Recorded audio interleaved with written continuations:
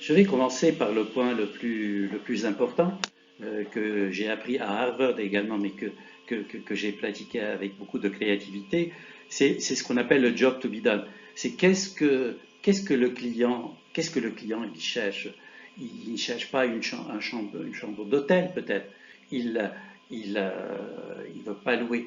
Donc, c'est tous ces concepts-là qui ont amené des sociétés comme Airbnb à proposer des modèles sur des plateformes et qui vont permettre à des particuliers de venir proposer leur chambre à louer et que la plateforme doit bien sûr assurer une partie de couverture de risque et de... Donc imaginez-vous la plus grande chaîne d'hôtels qui n'a aucune chambre d'hôtel qui lui appartient. Le même exemple est au niveau des voitures. Ce qu'on veut, c'est se déplacer d'un point A à un point B. Donc, est-ce que c'est nécessairement en achetant une voiture ou en louant le trajet?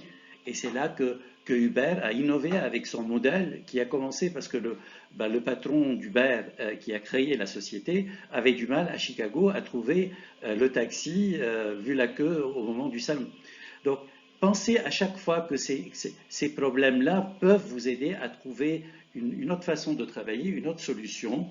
Et donc, Blablacar est un autre exemple de partage au niveau des voitures, l'espace de coworking.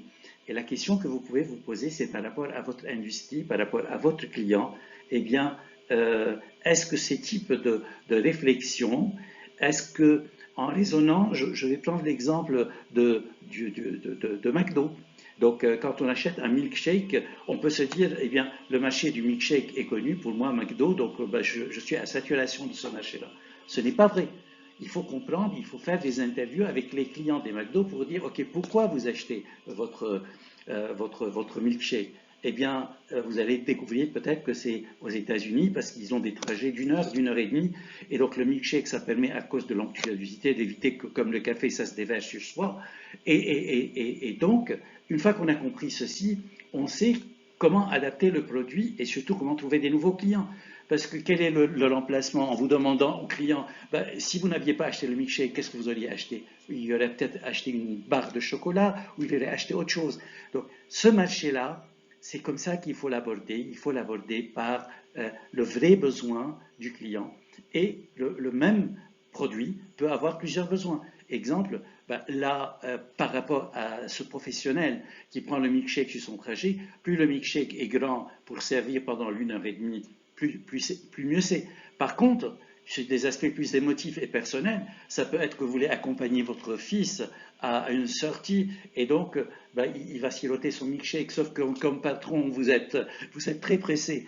Et donc, si ce milkshake est très grand, eh bien, ça va être une frustration à votre fils de lui dire je vais partir. Donc, c'est là peut-être qu'il faut raisonner au niveau d'une chaîne comme McDo à un milkshake qui soit plus petit, parce que ça permettra eh bien, de terminer et de pouvoir vaquer à d'autres occupations.